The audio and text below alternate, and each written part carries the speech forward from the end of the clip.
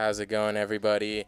We're here with episode 2 of Combo Combat. Yeah, still working on a few things, getting that name figured out, seeing if we're going to stick to it, or if you guys have any suggestions, let us know. Some cool names. We got one more round, possibly, the knockouts. So still brainstorming a little. But this episode, we're here to bring you guys UFC 231, the post-fight gist of what happened and everything, and then what's left in the year, pretty much. So I'm Bobby D. With me, Chasen Palick and Justin Chen, here to bring you guys some good old combat sports podcasting. How you guys doing? Doing well. How are you? Doing good, guys. So you guys obviously taking a front foot on the UFC path, being a little more into it, and following it more than I do, as I'm kind of more in the boxing world, but little by little getting more into the UFC world. So what did you guys take out of this event this past weekend, UFC 231? Yeah, great card. All the fights were amazing, starting from the prelims. I didn't really watch any fights before the prelims, but Eric Anders and Theodoro, I thought it was pretty even, just because Eric Anders was the stronger fighter, and Theodoro just kind of threw more unexpected things, but Theodoro pulled it out in the end. I thought it was chill. Yeah, I had a chance to catch the early prelims. I actually watched the whole card, and there were some finishes early. All the bouts were really good. We actually started with 3 finishes before in the first 3 bouts, yeah. Yeah, I remember the fighters on the Fight Pass prelims were actually pretty notable. Yeah, pretty good. Do you want to put the UFC website up like we had the other day, or that's what I was thinking? Yeah. Just have the card up. Yeah. Because what fight or the outcome, the result that surprised me the most probably in the whole undercard was the Kyle and Onobo, if I'm saying his name right. Kyle Boshniak? Yeah. Kyle Boshniak, yeah. That guy's insane. Yeah, he lost. When I saw that, I was like, wow, I didn't expect that. Especially with the chin that we saw that Onobo had. I feel like I'm totally butchering this guy's name. Dawoodu? Dawoodu. Okay. Yeah. My bad. I don't know. I thought Dawoodu won. He came with a won. lot of He did pressure. Yeah, he came with really good pressure. I don't think Boshniak was able to handle the pressure. It's a house. It's the Yeah. pressure. He was just better technique too. Well, yeah, he just won. Yeah. He just won. Pretty much.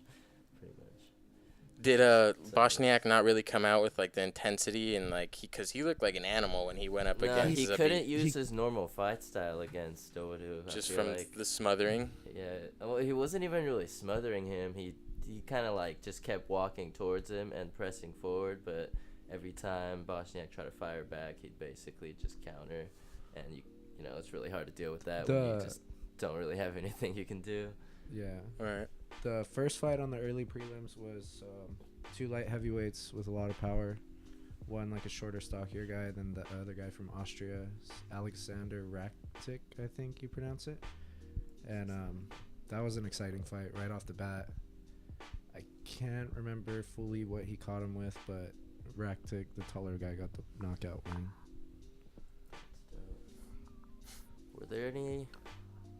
Yeah, one finish on the prelims. Oh, Gunnar Nelson versus Alex Oliveira. That was one of the brutalest finishes I've seen in a while. When he started sinking in the rear naked. Dang, take us through that. You can see okay, so basically, did he get dropped when he was going in that takedown, or did he just get the takedown? I don't remember. Gunnar Nelson just took him down, right? Yeah, I think he just went for a double. I'm pretty sure he got him down. Yeah, a beautiful pass. He passed the guard perfectly, very easily. And yeah, when he had the mount, threw down one of the most clean and powerful elbows I've seen in him in a ground and pound, and it just split his head like right open. No way. Yeah, you haven't. Oh, you haven't Damn. seen it. Yeah, there's like, if you have the picture of the cut, or I could pull it up or something. But oh my god, yeah, it's like a L-shaped cut like on his forehead, like Jeez. 3 inches. It's insane. Yeah. And then yeah, he didn't go for any more ground and pound after that. I think he knew he was done, so he just got the back. Sunk in the choke, but when he started squeezing on the choke, you could see all the blood started like gushing out of his head. It was crazy. That's So, Gunnar for you. a lot of crazy finishes. Yeah, and Jimmy Manuel and Thiago Santos. Yeah, I knew that one was gonna end in a finish as well. Right, you guys were we were all really excited about that fight. Yeah, It was everything. Yeah. Just a lot of the fireworks like we were expecting, Just a lot of intensity between the two, just a lot of power shared between them, and just took it to each other. I think they won fight of the night too as well, right? Along with Holloway and Ortega. I'm pretty sure they both got fight of the night, 50K bonus. Yeah. Yeah, and let's see, Shevchenko versus Joanna. This was You guys called this one. You guys said Shevchenko was gonna win. I mean, yeah, I almost thought it wasn't going to go to decision during the middle of the fight, but it ended up going to decision. Joanna was able to. I mean, she's got good cardio. I just thought Valentina was going to finish it somehow. Right. But, I mean, it's hard with the – I'm not saying that, like, the girls don't have the power and everything, but, like, they're in it, Like, yeah. It's almost shocking when you see them kind of take steps backwards because they're always kind of charging each other. Yeah. I just think Valentina had the grappling advantage. Like, I think she was, like, a level above Joanna in the grappling, and I was surprised she didn't pull off the finish in the grappling. I guess Joanna's been working on that. I mean, her takedown defense and, like, her ground work is mostly defensive anyway, but I just thought Valentina was going to be able to pull off a finish somehow. Yeah. Well, anyway, yeah, to the main fight. So, how about the heart of Brian Ortega, man? Yeah. That guy took Both of them warriors, man. What are the official stats on that? You showed me something that said there was like Open 1,000 punches from.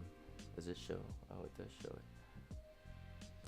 Yeah. I think there was over like 500 something significant strikes landed. By Like both together? Of them, both of them, yeah. But how about like attempted? I think that's the one that we were looking at. It was like 1,000 or something.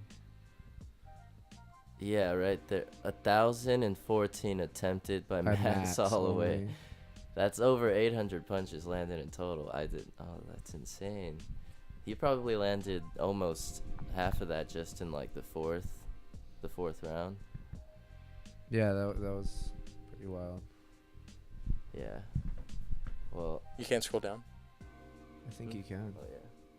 So, yeah, I really think people just forgot how good Max Holloway was. I mean, Ortega's a really good contender, but Max brings the pressure.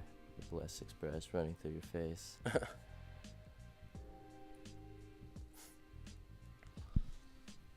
The guy just controls his distance so well, and he's always there to strike but never there to hit. His timing is just incredible. Like I was saying, kind of, studying him a little bit right now during watching this fight against Ortega, you kind of definitely see more of a boxing fight style from Holloway, and I was saying that he resembles a little bit of Vasily Lomachenko, champion right now, who they just have such an awkward movements where they kind of just throw punches sideways and whatnot. Yeah. Make you flinch and whatnot, see what your movements are going to be to their movements, and just tear you apart. I think a lot of it is also the way he moves around, like circles around. Like the way he circles, I don't see a lot of fighters doing it so perfectly, basically like right. Max It's just is doing. the way he's able to just cruise from southpaw to orthodox just helps him so much. Just be able to turn a fighter and make the fight go his way, pretty much. Yeah, and that one shot, was it in the third or fourth round? Yeah. Oh, that one? The one shot in the the third or fourth round where he had his eyes just like wide open, you know, like the Duho eyes. Crazed look on his Yeah, face. he was like watching every punch coming in.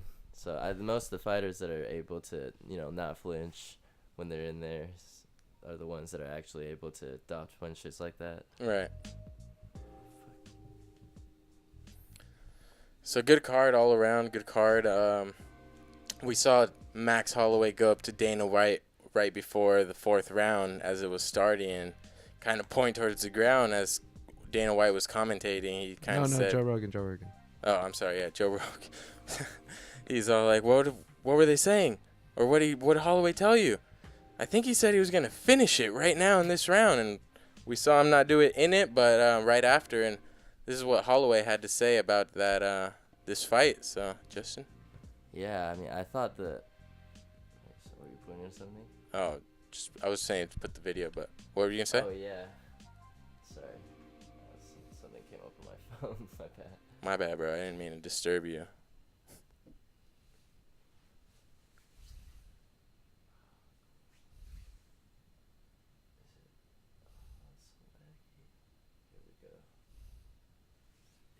That's turned up, right? Yeah.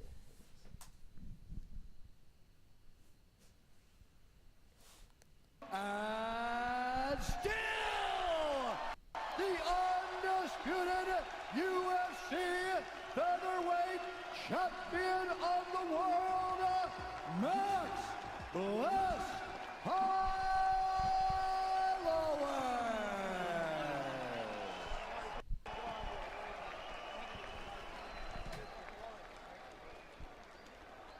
Ladies and gentlemen, I'm here with a winner, and still. Hey, first of all, I gotta thank my Lord and Savior, Jesus Christ. And second, I just gotta say, is there anyone else? Step forward, let's go! Max, this was probably your toughest defense and your most masterful. Brian Ortega was absolutely a worthy opponent, but you put on a show tonight, man. Hey, I told you. What I told you in the corner, I told you if this is the round. We didn't get it in the round, we got it at the finish. Hey, he's a tough opponent, he's a tough guy. Like he said, we probably see each other all the way to heavyweight because we like to eat, so it is what it is. There was people doubting you coming into this fight. You were the betting underdog. Did that bother you? Not at all. My fans got rich. You're welcome, my friend. Blessed era, 10 Island, baby. What's up? UFC Hawaii, take me home, Dana. It's about time. Let's go! We can get out of this cold weather to some warm weather and drinking Mai Tais on the beach, baby. Now, there was some speculation before this fight. One of the things that Dana White had said was that he thinks you're too big for this weight class. But you made the weight and you made it easy. Hey, I made it weight. I made it look easy. Hey, Dana White, I tell you what, Dana White, I want to be the number one pound for pound. If this guy's at 55, let's do it. If it's the daddest man, my good friend, Daniel Cormier, bring it on. Let's go! Do you plan on staying at featherweight, or do you plan on moving up? Hey, a king gotta defend his throne. If he leave his throne, another king can come. Come see me. Bless Arrow, baby. Let's go. The Bless Express is going home. UFC Hawaii. Choo-choo. It was an honor calling your fight, sir. Congratulations. Hey, we gotta get me on the podcast. I'll tell Joe, let it go. Anytime, sir. The best ever, ladies and gentlemen. The best featherweight king of all time, Max Holloway.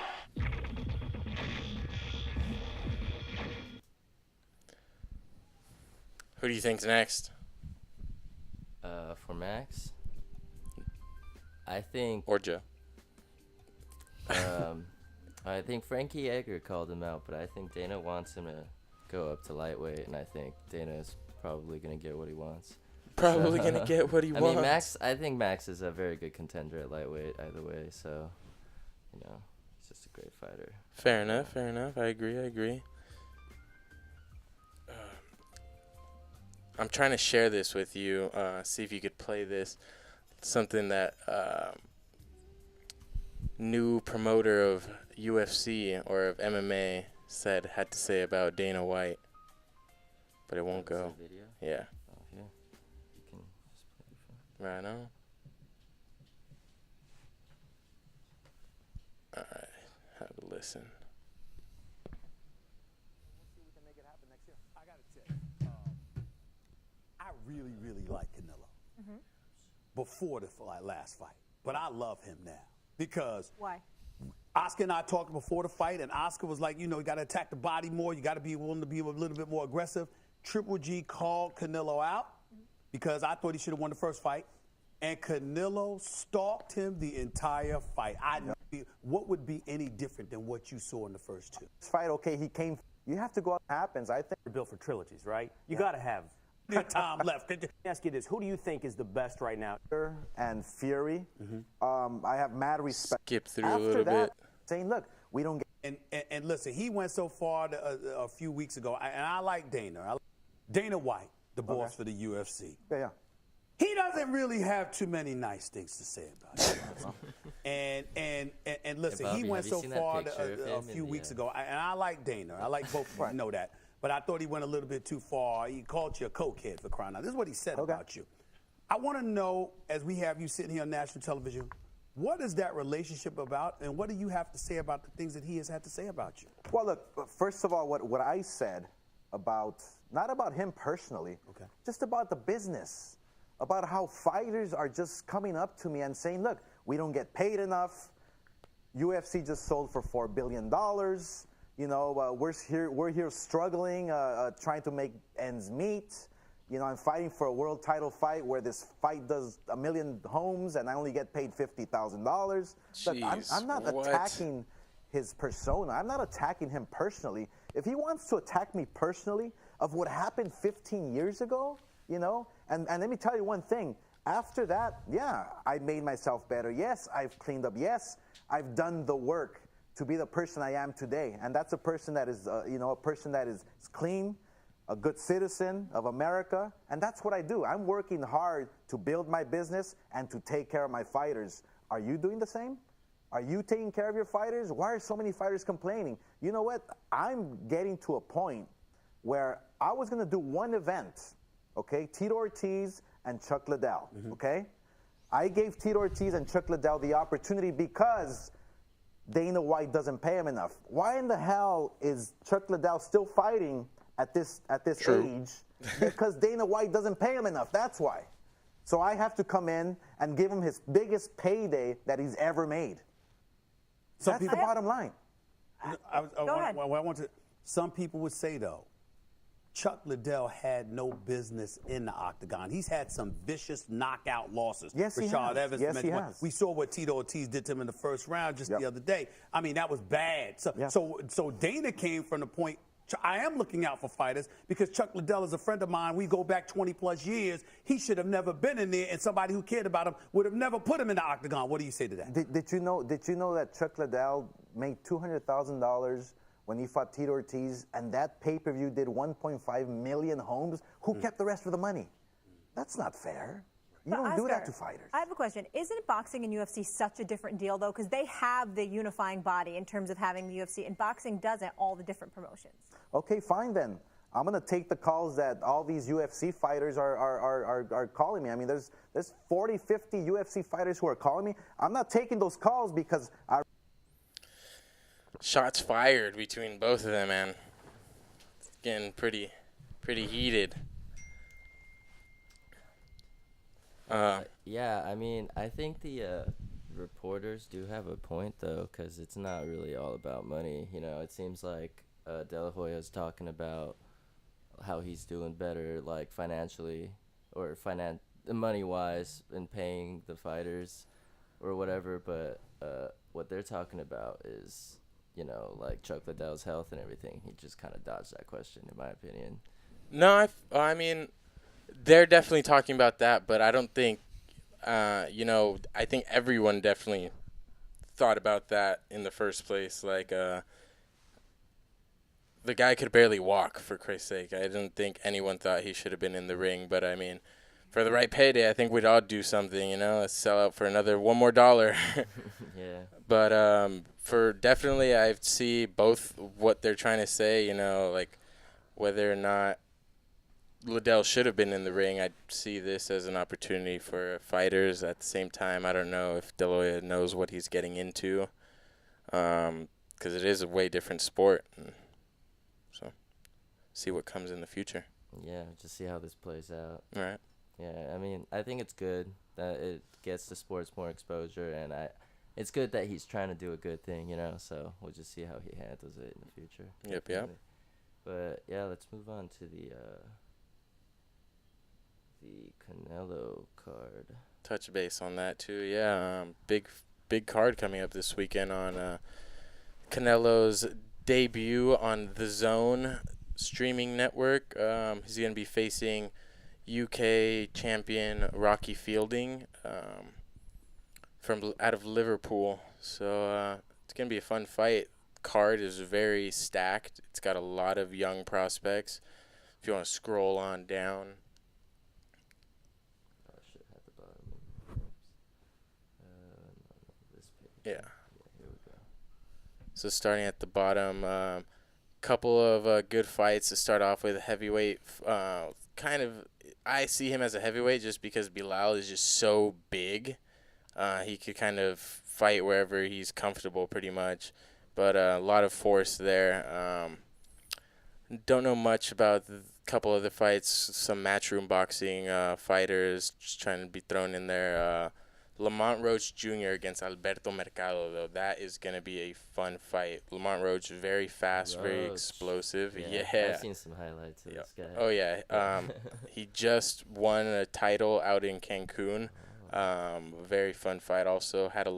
Always brings a lot of fans. So even though it's going to be an early fight, it's going to be a fun one because he brings heat. And Alberto Mercado, he is a really strong and durable Puerto Rican opponent. 15-1-1.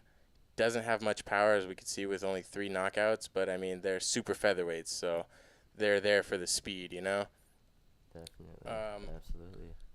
Just the next fight after is going to be Instagram and social media sensation Ryan Garcia takes on. He's like 19, right? Yeah, young. Just turned 20. Like this summer, has I think 1 million Instagram followers. It's insane. Bright future for this kid. 16-0, undefeated, 13 knockouts. I've seen a good amount of his uprising in career. Starting in last time I saw him in Vegas was. Well, not last time I saw him. Last time I saw him, I've seen him a few times, and I saw him in Vegas knock out some guy in 27 seconds. So that kind of is what brought him on my radar and whatnot.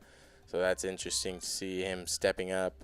Braulio Rodriguez is a tough Dominican opponent, and, it's time for Ryan to show everyone what he's got. He moved training camps today, or not today, this camp.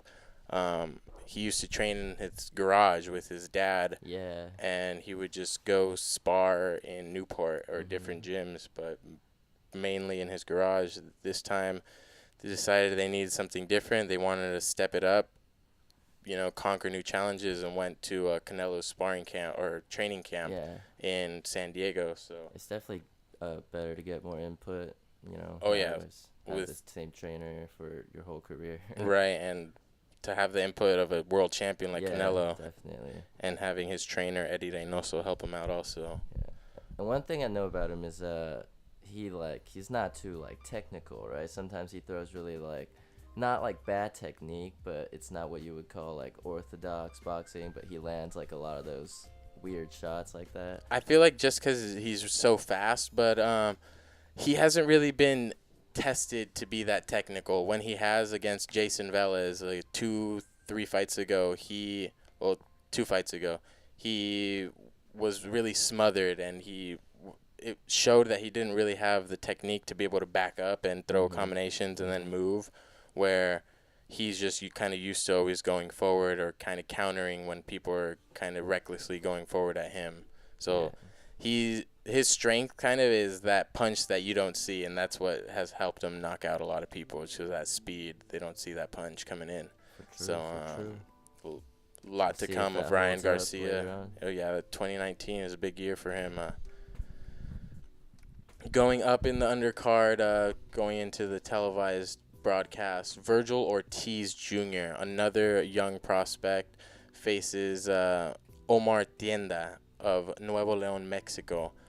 This is a good fight. I think this one might steal the night, actually, just from Virgil Ortiz has never fought past the 4th round. crazy. Just that said, 11, What's that weight? 11 Super lightweights. KOs. yeah, 11 KOs. He's never gone past the 4th round. Man. Super lightweight. Super lightweight, he's around 135, I wanna say. That's pretty impressive. Yeah, lightweight's like 140 something, right? Yeah, No, isn't it like in 130 boxing? something? 135, I'm pretty sure. Oh, okay. He's around there. Omar Tienda, he is known to give rounds. Also a heavy hitter, 19-5 with 12 knockouts. And, you know, it's just that kind of Mexican boxing style where they don't come to be the opponent. Like, if they think they're the opponent, they're coming to spoil the A-side's night. And that's what Omar Tienda comes to do. But Virgil Ortiz knows he has a hard task ahead of him and prepared really hard, you know. Yeah, definitely. Saddam Ali, we saw a couple times last year. He won the title, lost it earlier this year in a crazy fight, really. Just fireworks. And kind of coming back now, just get his feet back. He had a fight earlier a couple months ago, and now just going back in, you know, get the rust is off, chains are loose, and now he's going back to look for that title again. David Lemieux against Torreno Johnson. We saw Lemieux in Canelo's last undercard against Triple G, and Lemieux fought Spike O'Sullivan out of an Irish fighter. He knocked him out in like 10 seconds. Oh, is that the one with the mustache? Yes, With that's the guy with the handlebar mustache. I remember Spike him. O'Sullivan. I remember him. Yep. Lemieux comes in, overhand right, and just knocks him out. I remember Knocked his that. plate clean. It was crazy. He Flash just- lights. whole body tensed up. Oh, yeah. I went to because I was at the card, and I went to the bathroom that fight because I was like, I'm not going to be able to get up the whole fight, so I'm going to go now. Run back, and the fight's over. I was so upset because I thought that fight was just going to be fireworks and just not like a second to breathe. But congrats for David, and I actually got to interview David earlier today on the radio show. He called in from New York, and he was headed to the fighter meetings or the grand arrivals, and he was just saying that it felt great to be back in New York, you know, looking to not get such a quick knockout as he did last time, but kind of get more rounds in and show the people that he's ready for main event against Canelo. So we'll see what the Canadian brings us on Saturday night. And then the main event, you know, not even a touch on that because that could speak for itself. Canelo Alvarez against Rocky Fielding, both going at it for the WBA super middleweight title. Canelo looking to unify all his belts in that division, become one of the 3 Mexican Hispanic fighters to do that. So hats off to him for trying to conquer this obstacle. Yeah, what's the height difference in this fight? So I saw that it says Fielding is like 6'1", and Canelo is like 5'8", 5'9". So it's a good like 3-4 inches. I thought it was a little more, but I mean that's also probably what just the stats say. But it looks to me like it's a little more. It looks like a whole head. Yeah, definitely. Different. Probably like a good 6 inches. Yeah. All right, well, definitely excited for all these. Can't wait for this card. And there's a UFC Fight Night card also coming up, right? Yeah, this weekend on Are Saturday. we planning on Card talking the main about that card. one? Yeah. All right, so we'll be back in about, is that this weekend? Yes, this weekend. Okay, we'll be back in about 2 days to talk about that. Hope you guys tune back in, and that's all we have for today. Right on, guys. All right. So we'll see you guys next time. Deuces. Bye-bye. Everyone's scared.